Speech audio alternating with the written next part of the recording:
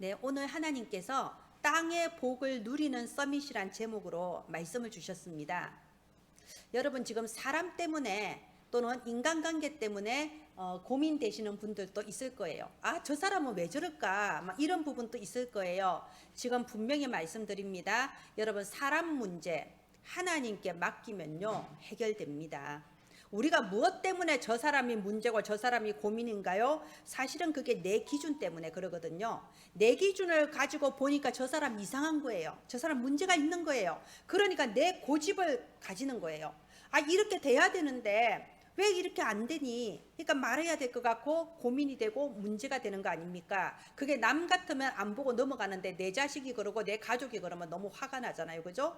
그래서 여러 가지 문제가 생기는 거예요. 그래서 우리가 늘 원망하고 늘 염려하는 겁니다. 그런데 내 기준에서는 그게 문제지만 하나님 기준에서는 아무 문제 아닙니다. 내 기준에서는 저 사람이 참 왜 저럴까 싶은데 하나님 기준에서는 아무 문제 없다니까요. 내 기준 때문에 여러 가지 사람 고민이 생기는 겁니다. 오늘 1절 2절 보세요. 65장 1절 2절 보면요. 하나님이여 찬송이 시온에서 주를 기다리오며 사람이 서원을 주께 이행하리이다. 기도를 들으시는 주여 모든 육체가 주께 나아오리이다. 오늘 우리는 예배의 자리에 나왔습니다. 그러면 끝입니다. 우리가 집 밖에서 어떠한 일이 벌어지고 집 밖에서 포탄이 날아다니고 우리가 여러 사건이 있어도 상관없습니다. 우리는 오늘 예배의 자리에 와서 앉았습니다. 그러면 모든 문제 끝입니다. 나 예배드리는 사람이야. 여러분 자부심 가지세요. 어떠한 일이 있어도 나는 예배드리는 사람이야. 그러면 끝난 거예요. 하나님의 전에 나와서 예배를 드릴 수 있다. 이거는 우리의 권세예요. 이게 우리가 받은 축복이에요. 이게 우리의 신분입니다. 우리는 누구라고요? 예배 드릴 수 있는 사람이고 예배 드릴 권세가 있고 예배를 통하여 모든 축복 다 받습니다. 그래서 다니엘 보세요. 다니엘은 밖에서 막 죽인다고 했잖아요. 지금부터 기도하면 사자굴에 넣어서 죽이겠다. 가장 잔인한 처벌 방법을 발표한 거예요. 근데 다니엘이 어쨌다고요? 하루에 3번 감사하면서 기도하였더라 돼 있습니다. 여러분 어떤 문제가 있나요? 고민이 있나요? 감사하세요. 감사하는 기도를 하세요. 그 문제를 감사하라는 게 아니고 하나님 자녀된 내 신분을 감사하세요. 내가 오늘 또 기도할 수 있는 신분을 감사하세요. 내가 오늘 또 예배 드릴 수 있는 신분을 감사하세요. 밖에서 사자굴에 집어넣는다고 해도 나는 오늘 성전에 나와서 예배 드린다. 그러면 끝나는 겁니다. 자, 이렇게 하나님께 예배드림으로써 내 신분 권세 누리는 자는 여기 7절 보세요. 바다의 설렘과 물결의 흔들림과 만민의 소요까지 진정하시나이다. 환경의 그 많은 문제들, 주변의 사람들이 얼마나 난리를 칩니까? 온갖 말을 다 하잖아요. 그 모든 걸 진정시켜 주신다는 겁니다. 평강을 주신다는 겁니다. 그래서 8절에 보면요. 아침 되는 것과 저녁 되는 것을 즐거워하게 하신다. 여러분 아침이 되는 것과 저녁 되는 것을 즐거워하는 게 얼마나 큰 복인지 아시나요? 우리가 진짜 어려울 때는요. 밤에 잠자리에 들 때 이런 생각이 들어요. 내일 아침이 영원히 오지 않았으면. 그래요. 아침 되는 것과 저녁 되는 게 싫어지는 게 우리의 삶이에요. 그런데 하나님 어떻게 하신다고요? 우리가 하나님께 감사하면서 기도할 때 밖에서 무슨 태풍에 몰아치고 지진이 나도 나는 하나님께 예배드리는 사람이다. 나는 하나님께 기도하는 사람이다. 하나님 감사합니다. 다니엘처럼 하루에 3번 하나님께 감사하며 기도하였더라 할 때 하나님께서 모든 사람들의 소리와 사건 사고를 다 진정시키시고 평강을 주시는 겁니다. 아침이 즐겁고 저녁이 즐겁게 하시는 거예요. 하루하루의 삶을 복되게 해주시는 겁니다. 오늘 이 평강의 은혜가 우리에게 회복되기를 바랍니다. 참된 감사가 회복되기를 바랍니다. 자, 오늘 9절부터 13절 보세요. 9절부터 13절은요 땅의 복이에요. 여러분 제가 막 축복받아라, 축복이 최고다, 축복받으세요, 교회를 다녀야 축복받습니다 이런 말하는 사람이 아닙니다. 근데 지난주에도 축복, 이번 주에도 복이 나오네요. 너무 감사해요. 하나님의 강단을 주장하시는데 복에 대한 메시지를 주십니다. 여러분 이 시간표에 이 하나님이 주시는 오늘의 말씀을 붙잡고 언약 성취에 주역되기를 바랍니다. 자, 땅 9절에 보면요. 땅을 돌보사 윤택하게 하시고 강에 물이 가득하게 하시고 그들에게 곡식을 주시나이다.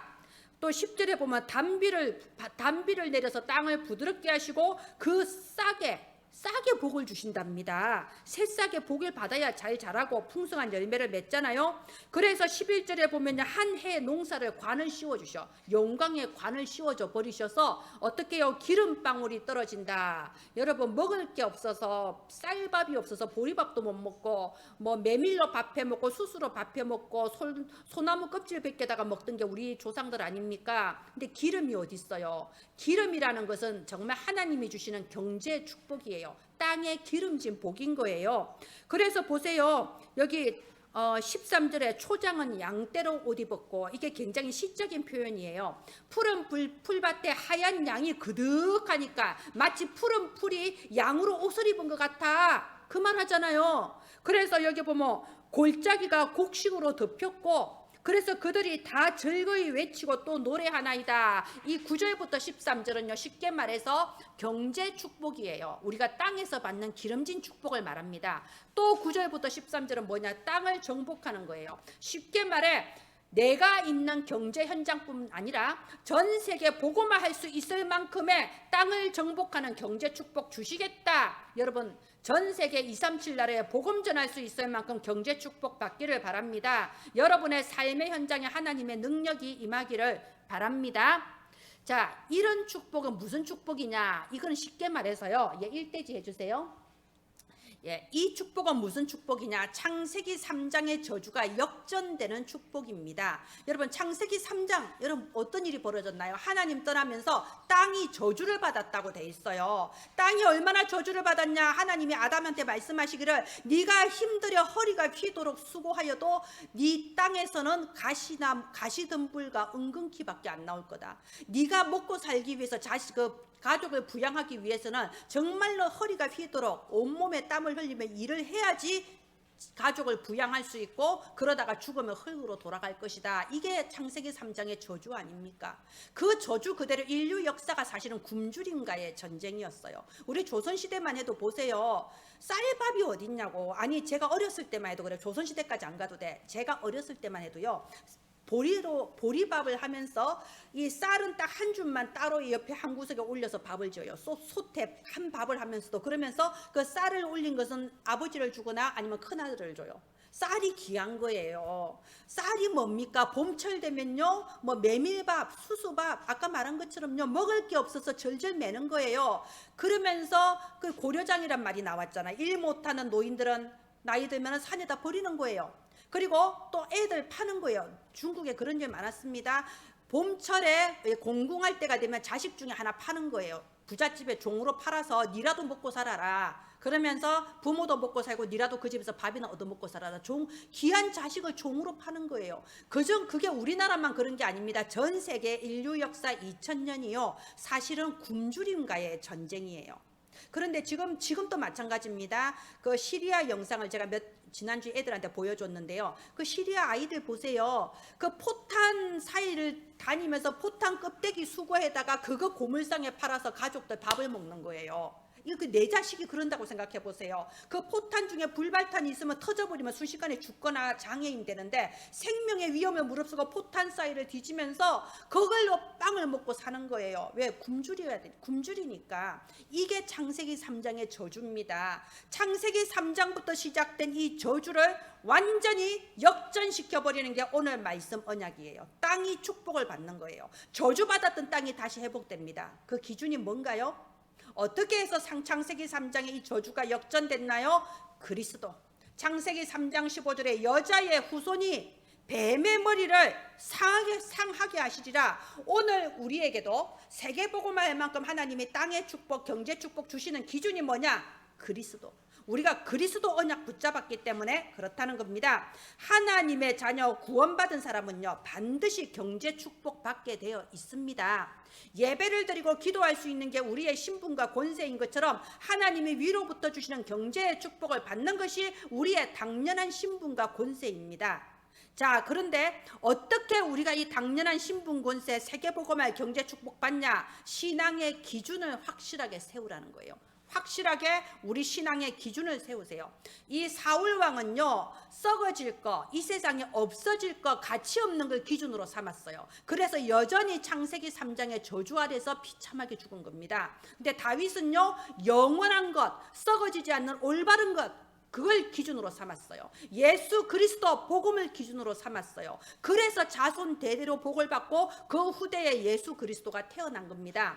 자, 다윗이 언제 그리스도를 기준으로 붙잡았냐고요? 여기 시편 65편 3절 보세요. 그리스도라는 이름은 안 나오지만 3절 보세요. 죄악이 나를 이겼사오니 우리의 허물을 주께서 주께서 사하시리이다. 우리는 태어나면서부터 창세기 3장 원죄 때문에 따라 나오는 자범죄, 그 속에서 나오는 여러 가지 재앙과 문제 속에서 우리는 이미 패배해버렸어요. 태어나는 순간에 패배했다니까. 태어나는 순간에 원죄지고 태어나서 지옥을 예정으로 딱 삼고 살아간 게 우리 인간 아닙니까? 그런데 주께서 우리의 허물을 사하시리이다. 죄를 정하고 의를 정하시는 분이 누굽니까? 하나님이세요. 하나님이 이거는 죄다, 이건 의다 정하잖아요. 근데 그 하나님께서 우리를 보고 뭐라고 하냐? 죄가 없다 해버리시는 거예요. 의롭다 해버리시는 거예요. 역전시켜 버리시는 거예요. 뭐 때문에요? 예수 그리스도께서 이미 우리의 죄를 대신해서 대신 담당하시고 십자가에 죽으셨거든요. 예수님이 끝내버리신 거예요. 대신 우리의 모든 죄와 허물 끝내버리신 거예요. 여러분, 더블 크라임이라는 영화가 옛날에 있었어요. 더블 크라임, 이게 영어로 법정 용어인데요, 어떤 죄에 대해서 한 번 처벌을 받고 나면은 다시는 똑같은 죄로 재판을 받거나 처벌받지 않는 게 더블 크라임이라는 거예요. 더블 크라임이 영화 내용이 뭐냐면요, 이제 어떤 여자가 남편이 어느 날 실종됐어. 근데 시체는 나오지 않았지만 살인이라는 증거가 너무 많은 거야. 근데 그 증거를 딱 보니까 결국 이 여자가 체포된 거예요. 남편을 죽였다. 그래서 이 여자는 감옥에 끌려가서 억울하게 형을 살고 나온 겁니다. 우리 남편이 어디 갔는지 죽었는지 살았는지 모르는데 모든 증거가 나를 가리키네. 형 살고 나왔어요. 형을 살고 나와서 밝혀진 거예요. 이 남편이 고의로 이 아내를 감옥 보내고 자기가 재산을 차지하려고 모든 증거를 꾸며서 이렇게 한 거예요. 그래서 전 지금 딱 기억나는 대사가 있어. 그 여자가 이렇게 말했습니다. 그 남편을 만났을 때요, 나는 이미 형을 살고 나왔기 때문에 이 워싱턴 광장 한 복판에서 당신을 총으로 쏘아 죽여도 나는 감옥 가지 않는다. 왜? 이미 벌 받고 나왔거든. 그게 더블 크라임이에요. 예수님께서 십자가에서 대가를 다 치렀어요. 우리의 죄를 다 담당해 버리셨습니다. 그래서 우리를 죄 없다, 허물이 없다라고 하는 겁니다. 우리의 죄가 왜 나오나요?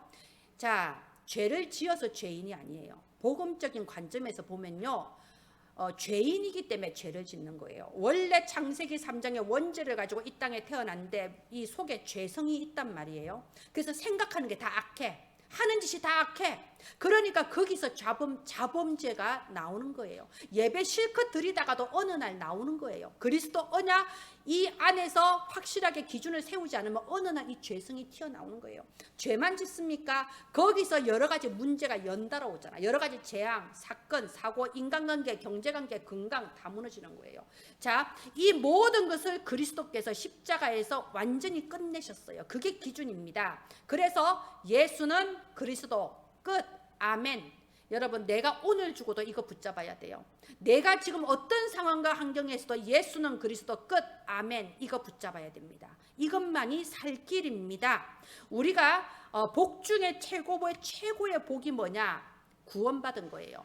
내가 받은 복 중에 최고의 복이 뭐냐? 나는 그리스도 붙잡고 구원을 받았다. 이게 내가 받은 최고의 복이다. 답을 내세요. 나는 아직 그 답이 안 난다. 내가 무슨 복 받았냐? 나처럼 불행한 사람이 어딨냐? 아직 기준이 제대로 안 쓴 거예요. 기준을 확실하게 정하세요. 그게 땅의 기름진 축복을 누릴 첫 번째 기준입니다.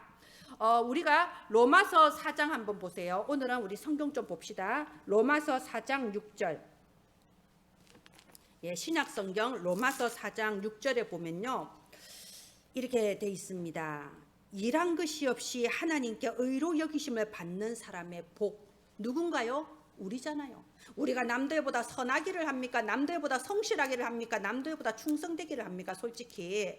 그런데 하나님은 아무것도 하지 않은 사람, 우리를 보고 의롭다고 하시는 거예요. 죄가 없다고 하시는 거예요. 그래서 우리가 어떤 사람? 복 받은 사람. 그래서 여기 7절 보세요. 불법이 사함을 받고 죄가 가려짐을 받은 사람은 복이 있다. 누가? 우리잖아요. 불법이 사함을 받고 죄가 가려짐을 받았잖아요. 오늘 또 저는 이 눈 환하게 덮인 거 걸어가면서 잠깐 나갔다 올 일 있었거든요. 아침에 걸어가면서 야, 이게 나다. 밑에는 쓰레기 가득하고 더러운데 위에 하얀 눈으로 덮어버렸네. 그러니까 깨끗하게 보이잖아. 이게 우리라니까요. 우린 죄가 많아요. 죄성 가지고 있고 지금 또 죄 짓고 내일 또 죄 지을 거잖아. 그런데 예수의 십자가 피로 우리를 하얗게 덮어버린 거예요. 죄를 가리워 주신 겁니다. 그래서 8절에 주께서 그 죄를 인정하지 않을 사람은 복이 있다. 하나님이 우리 죄를 인정을 안 해. 아무리 사단이 우리를 보고 저 김지영이를 보시오 저래가 되겠어 해도 하나님 인정 안 해. 우리가 죄가 없다고 해버리는 겁니다. 이게 복음이에요. 이 복을 누가 받았나요? 저와 여러분이 받았어요. 이 가장 큰 복을 우리가 받았다 이겁니다. 그래서 다시 시편 65편으로 돌아갑시다. 시편 65편 4절 오늘 본문에 보면요. 주께서 택하시고 가까이 오게 하사 주의 뜰에 살게 하신 사람은 복이 있나이다. 우리는 하나님의 택하심을 받았어요. 하나님께서 우리를 택하시고 오늘 또 예배의 자리로 불러주셨어. 주의 성전에 나올 수 있는 복을 주셨어요. 하나님의 뜰에 사는 자, 주의 성전을 사모하고 예배드리는 자는요, 어떤 문제가 닥쳐와도 그게 문제가 안 된다니까요. 내 기준 내 고집 가지고 다른 사람을 자꾸 바꾸려고 하고 상황을 바꾸려고 하니까 너도 힘들고 나도 힘들고 재앙이 닥치는 거지. 내가 그리스도 안에서 최고의 복을 받았다. 내 기준 내려놓고 하나님의 기준 붙잡으면요, 어떤 것도 내게 문제가 되지 않습니다. 그래서 5절에 보세요. 우리 구원의 하나님이시여. 내가 그리스도 믿고 내가 하나님의 자녀가 됐구나. 예, 그래서 여러분 다른 사람 절대 판단하지 마세요. 다른 사람 비판하지 마세요. 로마서 14장 4절에 이렇게 돼 있습니다. 그 사람이 넘어져 있을 때든 서 있을 때든 세우시는 권능은 하나님께 있다고 돼 있어요. 우리가 봤을 때 저 사람 왜 저러나 넘어져 있어도요, 비판하지 마세요. 하나님이 세우십니다. 하나님의 종이니까.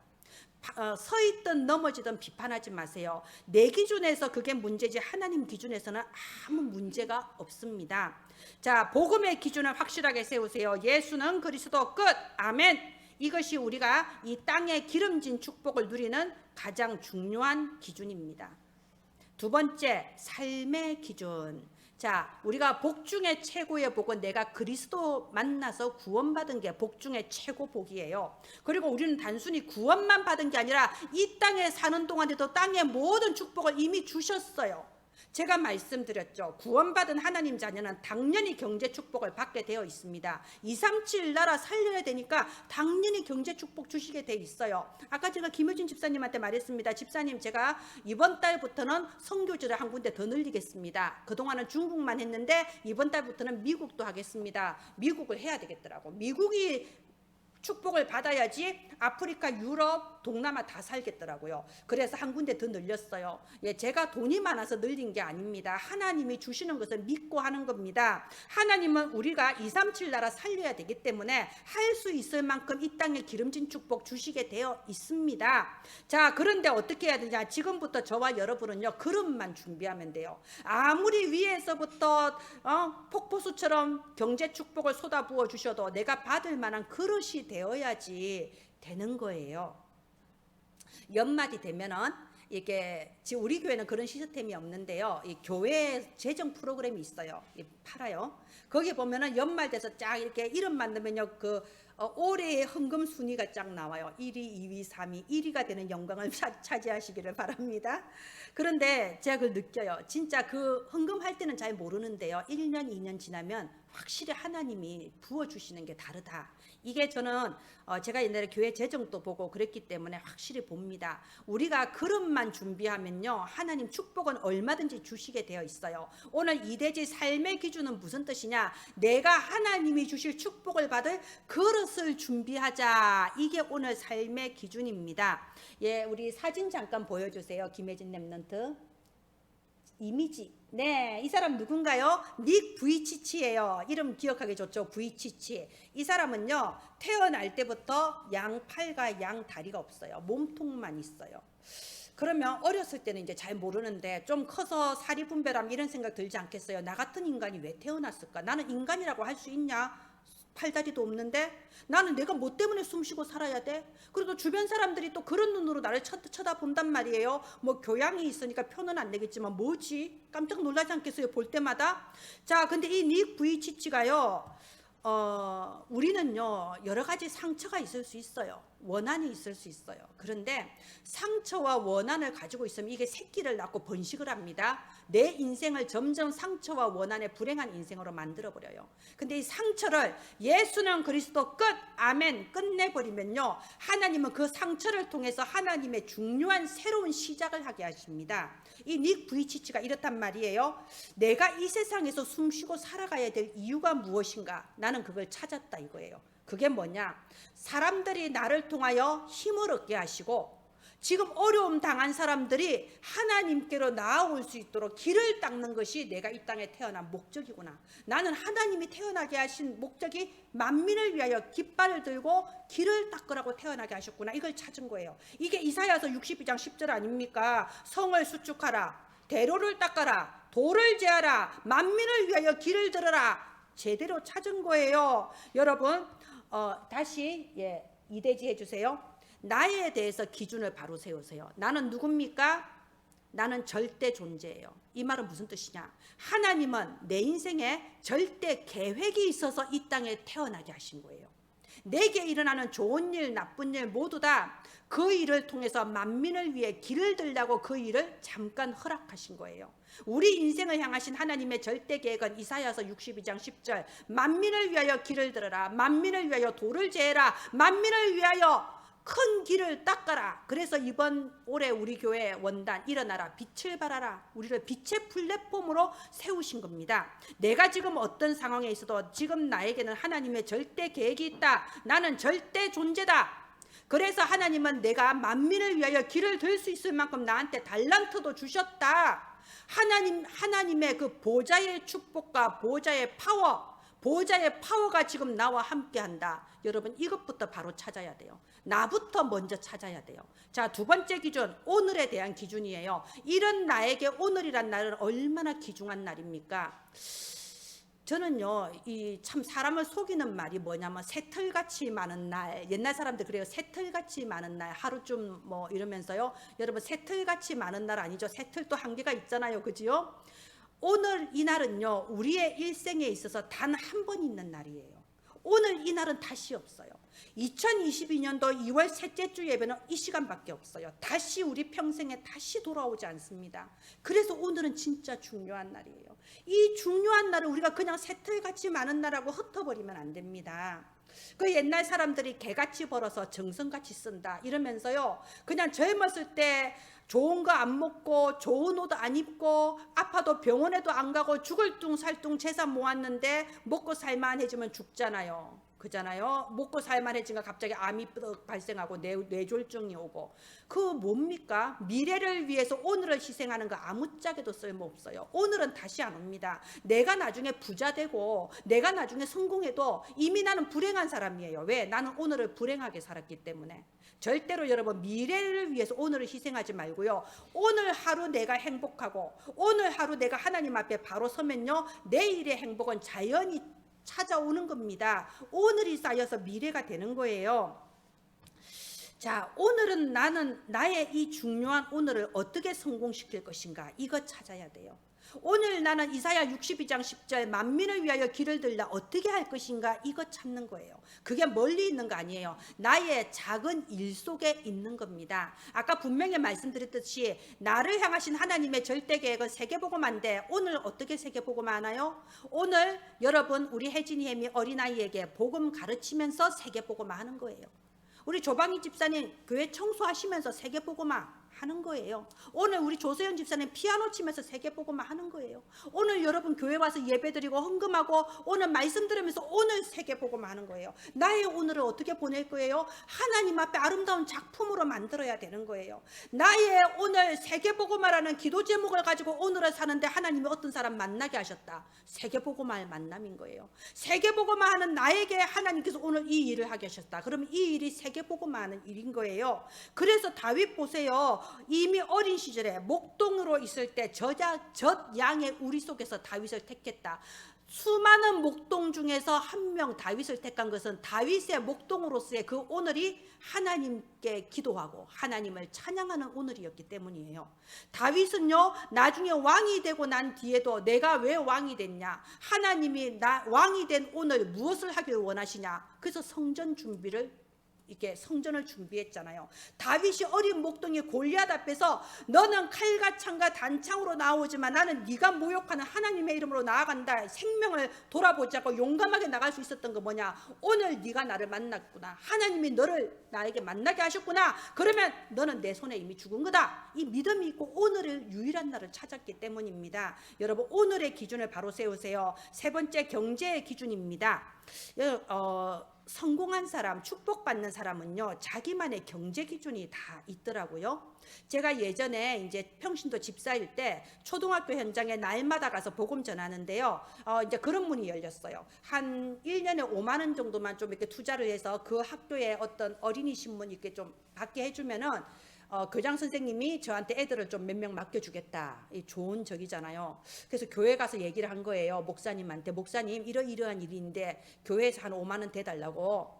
그냥 목사님 들으니까 좋은 말이잖아요. 그런 건 당연히 해야지. 복음화를 위해서. 그래서 재정부에 얘기한 거예요. 5만 원 이제 김지영 집사대 지출해 주라고. 근데 재정 보시는 집사님이 안 된다는 거예요. 왜 안 되냐? 다른 이유가 아니야. 지난 연말에 예결산위원회에서 예산 세워놨을 때 그게 없었다는 거예요. 전도를 위한 돈이 예산에 짜져 있지 않았는데 그게 지금 필요하다고 막 써버리면 질서가 없어진다는 거야. 이게 재정에서 할 수 없다. 그런데 필요한 일이잖아. 그죠? 그러니까 그 5만 원은 내가 내 개인 사비로 주겠다는 거야. 참 제가 그때 많은 걸 깨달았습니다. 이분은 진짜 기준이 있네. 자기 사비로 5만 원을 주더라고요. 그래서 그때 이제 교장 선생님이 저한테 애들 막 붙여줘서 많은 전도의 문들이 열렸는데요. 그리고 이제 한 10월 달 되면 결산위원회를 하잖아요. 10월 달쯤 되니까 그때 우리 교회 재정은 항상 마이너스였어요. 항상 뭐 가볍게 몇백만 원 마이너스 막 이런 교회였어요. 근데 이분이 딱 그러는 거예요. 우리가 지금 이 마이너스를 다음 해로 넘길 수는 없다. 그러니까 우리 재정부에 속해 있는 이 몇 명의 집사가 이 예를 들어 마이너스 200이면은 우리 1인당 한 30만 원씩 내서 이거 틀고 가자. 이거 마이너스인 채로 넘길 수 없다. 그래서 이제 다 냈는지 안 냈는지 모르겠어. 낸 사람은 내고 못 낸 사람은 다른 사람이 채웠겠죠. 그게 이제 자기만의 기준이라는 거예요. 어떤 권사님이 저한테 그러셨어요. 나는 이렇게 돈이 쪼달린다, 경제가 쪼달린다 이러면 내 기준은 뭐냐? 내가 하나님 앞에 드린 걸 바로 드렸냐? 이걸 기준으로 삼으신다 이러더라고요. 지금 막 시험이 들고 이러면요, 목사님이 돈 얘기 안 해 시험 들고 이러면 여러분 이거 아셔야 돼요. 내가 돈에 상처가 있구나. 돈에 상처가 있는 사람은요, 이래 헌금 얘기하면 시험 듭니다. 돈에 상처 갖지 마시고요. 하나님 앞에 땅에 기름진 복을 받을 수 있는 그릇을 저와 여러분이 준비하기를 바랍니다. 여러분은 하나님이 택해서 가까이 부르신 절대 존재예요. 우리는 이 그리스도, 이 기준 하나로 구원받았고요. 그리스도, 이 기준 안에서 모든 축복을 이미 받았어요.